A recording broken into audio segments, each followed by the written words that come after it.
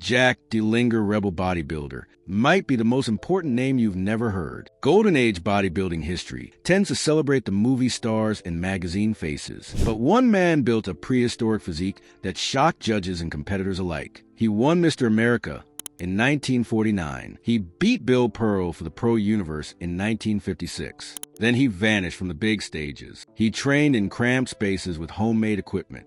He avoided commercial sponsors and federation politics. He kept bodybuilding personal, private, almost secret. You'll finally understand why one of the earliest champions built a freak-level physique without sponsors, without federations, and without the world ever giving him full credit. But the strangest part isn't how he trained. It's why he walked away from bodybuilding just when he was becoming unstoppable. Jack Delinger stood 5'8" and weighed 205 pounds in contest shape. His chest measured 50 inches. His waist stayed at 31 inches. Those numbers sound impressive today. In the late 1940s, they were almost impossible. Underrated pre-steroid champions like Delinger proved that brutal strength and obsessive consistency could build mass that modern lifters still chase. His shoulders looked armored. His triceps hung like steel cables. His back width made other competitors look narrow by comparison. He didn't need protein powders or fancy machines. He didn't have access to modern drugs or food science. He had barbells, determination, and a training philosophy that most federations didn't understand. He was born in Oakland, California, in June 1926. His early life was ordinary. He attended Oakland Technical High School. He joined the gymnastics team there. That background gave him shoulder strength and body control most lifters never develop. Around age 15, he walked into the local YMCA and saw photos of John Grymek. Grymek was his first idol. The wide chest, the thick arms, the way Grymek looked powerful instead of just lean. Young Jack decided he wanted that same density. He started with basic barbell movements, presses, rows, squats, curls. Nothing fancy, just weight on a bar and a decision to lift it every single week. By the mid-1940s, he had moved to Ed Yarick's gym in Oakland. Yarick's was a legendary hardcore space. Low ceilings, chalk dust in the air, Olympic bars stacked in corners. Steve Reeves trained there. So did Roy Hilligan. Jack Delinger worked quietly in that same room. He watched Reeves pursue movie star symmetry. Delinger pursued something different. He wanted raw power. He wanted to look like he could tear a phone book in half. While Reeves posed for photographers, Delinger loaded another plate onto the barbell. He won Mr. Northern California in 1946. That was his first major title. He was 20 years old. His physique already looked shockingly thick for someone so young. 3 years later, in 1949, he entered the AAU Mr. America contest. The judges crowned him America's best-built man. He stood on stage with a chest that looked like a wall. His arms carried mass that most competitors couldn't achieve even with years of training. Melvin Wells placed second, but Delinger's compact, tank-like frame dominated the lineup. The crowd didn't just applaud. They stared. Some whispered that he looked too powerful, too real. He didn't have the long, elegant lines of a Reeves. He had the brutal density of a man who lifted heavy things because he loved the feeling of iron in his hands. After that win, something strange happened. He didn't chase more titles immediately. He didn't tour the country doing posing exhibitions. He didn't sign endorsement deals with major supplement companies. He married a woman named Loretta Soper. They had a son named John. Jack and Loretta opened their own gym in Santa Barbara. Later, they opened another gym in Oakland on Broadway and College Avenue. These were small, independent spaces. No corporate backing. No federation sponsorship. Just local lifters getting trained by a former Mr. America who never mentioned his titles unless someone asked. Most champions from that era either joined Bob Hoffman's York Barbell Machine or they faded into obscurity. Hoffman controlled much of the bodybuilding media. His athletes appeared in Strength and Health magazine constantly. They traveled to exhibitions. They promoted York equipment. Jack Delinger stayed in California. He trained in his own gym with custom-made equipment. Some of the serious work happened in a cramped home space, essentially a basement-style setup. Low rafters, concrete floor, a single bare light bulb overhead. Thick-handled dumbbells he built himself. A rough bench bolted together from scrap wood and steel. No glamour, no photographers, no crowds watching through windows. He trained 3 days per week. Full body workouts every session. Bench press for 3 sets of 9 to 15 reps. Barbell cheat curls, same rep scheme. Bent over rows, squats, overhead presses. He started each exercise with a weight he could handle for 3 sets of 9. Then he pushed every set until he could hit 15 reps. Once he reached 15 reps on all 3 sets, he added weight and dropped back to 9. That simple progression built his entire physique. No split routines, no isolation exercises for tiny muscles, just brutal strength on basic barbell lifts. Old school physique secrets were never really secrets. They were just hard work that most people quit before it paid off. His shoulders became legendary. Gym owners across California heard stories about his deltoid training. Heavy-seated lateral raises, bent-over laterals done strict but with serious weight, crucifix raises with dumbbells up to 150 pounds each. That kind of loading shocked even experienced lifters. His triceps looked like horseshoes carved from stone. His upper arms had a meaty, dense appearance that photographers struggled to capture on film. Magazine editors in the 1950s didn't know how to market him. He didn't smile like Reeves. He didn't pose with movie star charisma. He just stood there looking like he could pull a truck with his bare hands. In 1956, 7 years after winning Mr. America, he traveled to London. The NABBA Pro Mr. Universe contest was happening. Bill Pearl was competing in the professional division. Pearl was already a rising star. Everyone expected him to win. Jack Delinger walked on stage at 5'8" and 205, looking thicker than most men 6 inches taller. The judges awarded him the Pro Universe title. He beat Bill Pearl. That loss motivated Pearl to come back heavier and more massive in later years. Delinger was a man who forced Pearl to go brutal with size. He won the Pro Universe, and then once again, he largely disappeared from the big contest circuit. Here's where the story gets strange. Most champions would have used that Pro Universe win to launch a career. Seminars, guest posing, magazine columns, equipment endorsements. Jack Delinger did none of that. He went back to California. He trained local clients. He ran his small independent gyms. He avoided the spotlight almost aggressively. Historians later noted that when a major Mr. America reunion event invited all previous winners to appear, none of them showed up, Delinger included. He wasn't playing hard to get. He genuinely wasn't interested in parading around for Federation events. Why did he keep his distance from the commercial side? Some modern fans interpret his choices as quiet rebellion. He seemed more interested in training than in fame. He never chased endorsements aggressively. He appeared indifferent to magazine coverage compared his love of lifting. He wasn't part of the York barbell publicity machine. He didn't align with the East Coast Federation politics. He stayed West Coast, local, self-directed, a champion who didn't build a public persona to match his titles. That choice meant fame passed him by, but it also meant he trained the way he wanted, when he wanted, with whoever he wanted. There's a deeper reason he walked away from the contest stage. He saw bodybuilding changing. The sport was becoming more commercial, more political, more about who knew the right people, and less about who built the best physique. He believed the culture was losing its soul. In the late 1940s and early 1950s, bodybuilding still felt like a personal pursuit. Lifters trained because they loved the iron, not because they wanted magazine covers. By the mid-1950s, federations were pushing athletes to compete constantly. Sponsors wanted faces for advertisement. Judges started making decisions based on factors beyond pure physique quality. Jack Delinger thought physique culture should remain pure, personal, honest.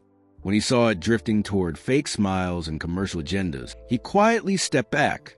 He didn't announce his reasons publicly. He didn't write angry letters to magazines. He just stopped showing up. He trained in his cramped home gym. He worked regular jobs to support his family. He kept bodybuilding secondary, a private passion instead of career. Very few people outside California even knew where he was. Some assumed he had retired completely. Others thought he might have gotten injured or sick. The truth was simpler. He was still training. He was still strong. He just didn't want to play the game anymore. His physique was built in an era before anabolic drugs were common in bodybuilding. Many historians and fans remember him as a champion of the pre-drug age. His 50-inch chest and 200-pound frame came from full-body barbell work and obsessive consistency. No shortcuts, no chemical assistance that modern competitors take for granted. He stood as one of the biggest, densest men of a mostly pre-steroid age. That makes his legacy even more remarkable. Today, coaches use his 3 sets of 9-15 progression without knowing where it came from. Lifters post rare photos of him with captions like, built like a tank. His triceps training influenced future champions who never heard his name. But his story didn't end with quiet retirement. Later in life, deep personal struggles consumed him. His son John died suddenly in November 1992 from a cerebral hemorrhage. John was only 41 years old. The loss devastated Jack. He fell into severe depression. He turned to alcohol to numb the pain. His health collapsed under the emotional strain. About a month after his son's death, in December 1992, Jack Delinger died from a heart attack. He was 66 years old. The rebel who stayed out of the spotlight also suffered out of the spotlight. Many casual fans never even knew he was gone. Why is Jack Delinger so overlooked today? His competitive career was short but sharp. Only a few major titles, then mostly gone from the stage. He wasn't part of the York barbell publicity machine that dominated magazine coverage in the 1940s and 1950s. He never went into movies like Reeves or later Arnold. He didn't create a famous line of equipment or supplements. His active years happened long before the internet era. Old photos and Iron Man magazine pieces are still around, but not widely circulated. No big brand was built around his name. He remained a champion remembered mostly by hardcore historians, old Iron Man readers, and a few niche websites. Scroll through modern bodybuilding feeds, and you see Grymek, Reeves, Reg Park, Pearl. All those names appear constantly, but the man who beat Pearl, who shocked crowds with a 50-inch chest at under 5'8", is often just a caption under a faded black and white photo. That's the price of staying independent. That's what happens when you refuse to play the commercial game. Your physique gets remembered by a small group of dedicated fans. The mainstream forgets you existed. Yet his influence runs deeper than most people realize. Basement gym training culture owes him a debt. The idea that you don't need fancy equipment or big commercial spaces to build serious muscle. Jack Delinger proved that in the 1940s and 1950s, the concept that brutal strength on basic lifts creates better physiques than isolation exercises, he lived that philosophy. The belief that bodybuilding should be personal and honest instead of fake and commercial, he embodied that from the beginning. Modern lifters who train in garages with homemade equipment are following a path he walked decades earlier. They just don't know his name. His shoulders and triceps still look modern in old photographs. That's the mark of a truly great physique. Time doesn't diminish it. The muscle bellies, the density, the proportions all hold up. Coaches who study Golden Age bodybuilding history point to Delinger as proof that 3 days per week full body barbell training can rival modern split routines. His progression system of 9 to 15 reps still works today. His emphasis on getting brutally strong before worrying about definition still makes sense. The fundamentals never change. Jack Delinger understood that when most of the bodybuilding world was chasing trends and gimmicks, there's one more layer to his legacy. He represents a lost era when bodybuilding was still underground, when gyms were small, dark, and filled with serious lifters who didn't care about social media or sponsorships, when training was about personal transformation instead of public performance. That world is gone now. Bodybuilding is a global industry with supplements, steroids, and influencers everywhere. But some lifters still long for that old simplicity. They want the feeling of chalk dust and cold iron, and nobody watching. Jack Delinger lived that life. He never compromised it. He never sold it. He just trained, won his titles, and walked away when the culture started changing into something he didn't recognize. Think about what he accomplished. Mr. America at 23. Pro Universe at 30, beating one of the sport's rising superstars. A physique that modern coaches still analyze and admire.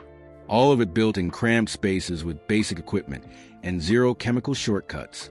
No federation backing. No major sponsors. No magazine contracts. Just a man who loved the iron more than the spotlight. That's rare. That's almost unheard of in any sport. Most champions chase fame as hard as they chase titles. Delinger chased strength and walked away from everything else. His story raises uncomfortable questions for modern bodybuilding. How many current champions would still train if all the sponsorships disappeared? How many would still compete if there were no social media followers, no supplement deals, no fame attached to winning? How many love the iron itself versus loving what the iron can bring them? Jack Delinger answered those questions by walking away when he was unstoppable. He didn't need the validation. He didn't need the crowds. He built his body because the process itself was a reward. That's a lesson most lifters never learn. Golden Age bodybuilding produced several men like Delinger, quiet, powerful, uninterested in commercial success. But even among that group, he stands out. His refusal to attend reunion events, his decision to train in home gyms instead of big commercial spaces, his apparent indifference to magazine fame. All of it suggests a man who saw bodybuilding as something sacred, something that shouldn't be sold or packaged or turned into entertainment. The sport went in the opposite direction. It became entertainment. It became commerce. It became politics. And Jack Delinger watched it happen, shook his head, and went back to his basement gym. His son's death and his own passing a month later robbed the world of any chance to hear his story in his own words. He never wrote an autobiography. He rarely gave interviews. The few magazine pieces that featured him focused on his training methods, not his philosophy. We're left with old photos, scattered training articles, and the memories of people who trained at his gyms. That fragmented legacy makes him even more mysterious. We can see what he built. We can study how he trained. But we can only guess at what he really thought about the sport he dominated and then abandoned. Modern bodybuilders talk constantly about the grind and staying hungry. They post motivational quotes about sacrifice and discipline. But how many of them would choose the iron over fame if forced to pick? Jack Delinger made that choice. He sacrificed the spotlight to keep bodybuilding personal and pure. That sacrifice is why you've probably never heard of him. It's also why the few people who know his story treat him with reverence. He was a real thing. No performance. No facade. Just a man and a barbell and an unshakable belief that strength was its own reward. Why did Jack Delinger walk away from bodybuilding when he was unstoppable? Because he wasn't chasing what everyone else was chasing. He wasn't trying to be famous. He wasn't building a brand. He was building himself. When the sport started demanding that he turn his physique into a performance, he refused. When federations wanted him to play politics and smile for cameras, he disappeared. He went back to his cramped home gym, loaded the barbell, and kept training for himself. That's not quitting. That's integrity. He didn't seek fame. He sought strength. And he left behind a mystery that still haunts the edges of bodybuilding history. His rare photographs circulate online now. Lifters discover them and ask who he was. The answers are incomplete. Mr. America, 1949. Pro Universe, 1956. Trained in Oakland. Disappeared from the big stage. Built like a prehistoric tank with nothing but barbells and obsession. That's all most people learn. The deeper story, the rebellion, the quiet rejection of everything commercial bodybuilding became, that stays hidden until someone digs deeper. Until someone asks why a champion would choose obscurity over fame. Jack Delinger proved you could build a world-class physique in a basement. He proved you didn't need federations or sponsors or magazine covers. He proved that brutally simple training could create brutally impressive results. He proved that walking away from fame didn't mean walking away from strength. Those lessons matter more now than ever. Modern bodybuilding is louder, bigger, more commercial than Jack Delinger could have imagined. But somewhere in a garage or basement, a lifter is loading a barbell alone. No cameras, no audience, just iron and effort. That lifter is carrying on a tradition that Jack Delinger never named but always lived.